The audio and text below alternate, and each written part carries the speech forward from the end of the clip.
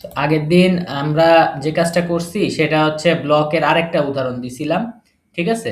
সেই উদাহরণের মাধ্যমে আমি কি করছিলাম যে এই যে আহ, এখানে ছিল কি আমার সোনার বাংলা, পুরোটা ছিল আমার সোনার বাংলা আমি তোমায় ভালোবাসি। তো এখানে আমি আমার সোনার বাংলা রাখছিলাম হচ্ছে স্টুডেন্ট লিস্টে, আর আমি তোমায় ভালোবাসি এটা রাখছিলাম একটা স্টুডেন্টে।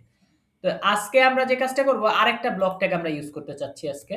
ব্লক ট্যাগের আরেকটা এক্সাম্পল দিতে যাচ্ছি, কারণ আমি চাচ্ছি যে ভাই এক্সাম্পল যত বেশি ইউজ করা যায় তত বেশি কি হয়, তত বেশি হলো কোডটা করা সহজ হয় বা কোডটা বোঝা সহজ হয়। আজকে এই যে এইখানে লেখা আছে দ্বিতীয় যে জায়গাটা, এখানে এটা কিন্তু কোনো ব্লকে লেখা না, এটা ফাঁকা জায়গায় লেখা এক্সটেন্ডেড পেজে। সেটা কি title page, title page, title page. তাহলে টাইটেল পেজ আমরা দেখতেছি, টাইটেল পেজ রান সার্ভারটা করে দিই। টাইটেল পেজ আমাদের একটা স্টুডেন্টের জন্য টাইটেল হচ্ছে একটা স্টুডেন্ট, আর পেজের জন্য পেজ। লেখা কি টাইটেল, টাইটেলটা কার্লি ব্র্যাকেটে ডবল কার্লিতে, তাহলে টাইটেল মানে হচ্ছে একটা স্টুডেন্ট, তারপরে হলো পেজ। আবার স্টুডেন্ট লিস্টের জন্য কি হবে, টাইটেল স্টুডেন্ট লিস্ট, তারপরে হলো পেজ। বুঝতে পারছি ভাই? এই দেখেন আমি যদি ব্যাকে যাই, এই যে স্টুডেন্ট লিস্ট, ঠিক আছে, এই যে স্টুডেন্ট লিস্ট, তারপরে হলো পেজ। ঠিক আছে, আমরা কি বুঝতে পারছি? তো আমি এটাকে জাস্ট কপি করলাম, ব্যাকে গেলাম, এবং হচ্ছে কি আমি আরেকটা হলো নিয়ে রাখতেছি। তাহলে হচ্ছে কি যে আমার দুই জায়গায় তুলনাটা আমরা বুঝতে পারবো। ঠিক আছে, তো এখন আমার কথা হলো এখানে আছে কি স্টুডেন্ট লিস্ট পেজ। তো এখন আমি এই জায়গাটায় এই টাইটেল পেজে এখানে আমি একটা বলতেছি যে ভাই এখানে আমি একটা ব্লক ট্যাগ নেব, কালি ব্র্যাকেট ডবল পার্সেন্টেজ লিখলাম ব্লক, BLOCK ব্লক। ব্লক এখানে আমি বললাম যে পেজের ইনফরমেশন, তাহলে page info, block page info. ঠিক আছে, তাহলে এখানে আমার কি করতে হবে, হ্যাঁ, কালি bracket double percentage END int BLOCK int block page info. তাহলে এই পেজ ইনফোর কাছে যাই, control D control C control V. ঠিক আছে, এই যে জিনিসটা যে আমি দিয়ে দিলাম, দিয়ে দেওয়ার পরে আমি এখানে এসে রিফ্রেশ করি, দেখি এই যে টাইটেল পেজ মানে কি স্টুডেন্ট লিস্ট পেজ, এবং এখানে এসে আমি রিফ্রেশ করি, আছে কি একটা স্টুডেন্ট পেজ। তার মানে কি আমি এটা ব্লকে ঢুকানোর পরেও কোনো চেঞ্জ হলো না, ব্লকে ঢুকানোর পরেও কোনো চেঞ্জ হলো না, ব্লকে ঢুকানোর পরেও কোনো চেঞ্জ হলো না, ব্লকে ঢুকানোর পরেও কোনো চেঞ্জ হলো না। কেন?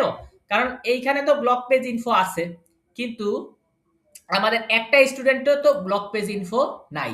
আর আমরা জানি যে যদি না থাকে তাহলে কি করে, একজন আরেকজনেরটা হ্যাঁ পেয়ে যায়, মানে এক্সটেন্ডেড পেজ সবসময় কি করে ব্লক পেজেরটা পেয়ে যায়, বা হ্যাঁ বা এক্সটেন্ড করে দেয় বা হায়ার করে।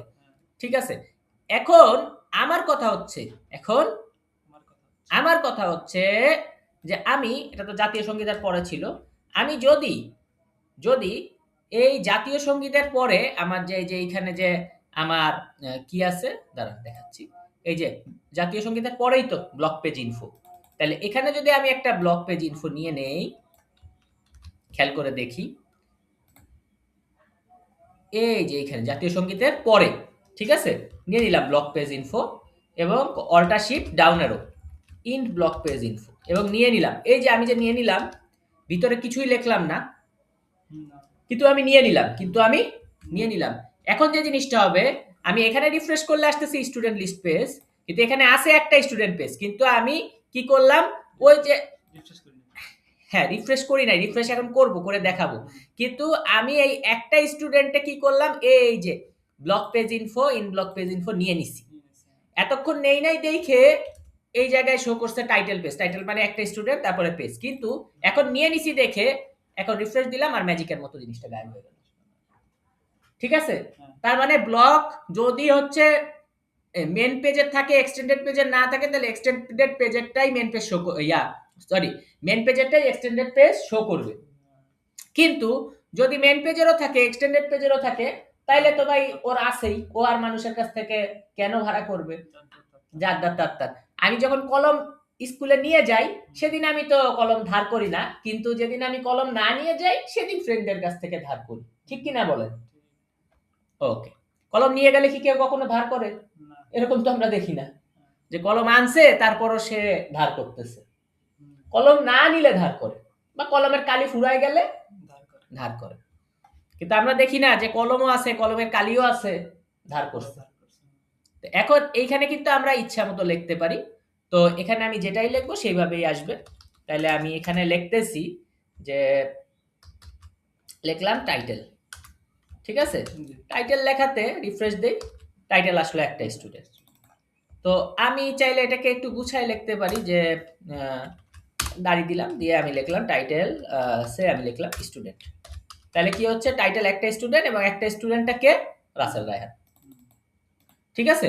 তা আমি যদি এখানে দেখি রিফ্রেশ করে, এখানে আছে স্টুডেন্ট লিস্ট পেজ, আর এখানের ইনফোটা আমি এভাবে সাজাইছি, একটা স্টুডেন্ট, তারপরে একটা হ্যাঁ দুইটা দাড়ি দিছি, দিয়ে হলো রাসেল রায়হান। তো একইভাবে আমি যদি সিয়াম ভাইয়েরটায় ক্লিক করি, তো আমি সিয়াম ভাইয়েরটায় দেখবো একটা স্টুডেন্ট সিয়াম। মাহাদি ভাইয়েরটা ক্লিক করলে, এটা আমি হুইল দিয়ে ক্লিক করছি, এই যে কার্সরের মাঝখানে যে হুইল আছে, হুইল দিয়ে ক্লিক করলে হয় কি নতুন পেজে আসে। হ্যাঁ, চাকা চাকা কার্সর মানে যেসব মাউসে চাকা আছে, চাকায় ক্লিক করলে। তো হুইল দিয়ে ক্লিক করছি, এই যে একটা স্টুডেন্ট, আর সেই স্টুডেন্ট হলো মাহাদি। জাস্ট এইভাবে আমি ইনফরমেশনটা শো করছি। এখানে স্টুডেন্ট লিস্ট পেজ মানে টাইটেল পেজ, আর এখানে টাইটেলের সাথে হচ্ছে আমি জাস্ট নামটা জুড়ে দিচ্ছি স্টুডেন্টের। আমরা কি বুঝতে পারলাম ভাই? তাহলে আমরা ব্লক ট্যাগের আজকে আরো একটা উদাহরণ শিখে ফেললাম। ওকে, পরের ভিডিওতে দেখা হচ্ছে।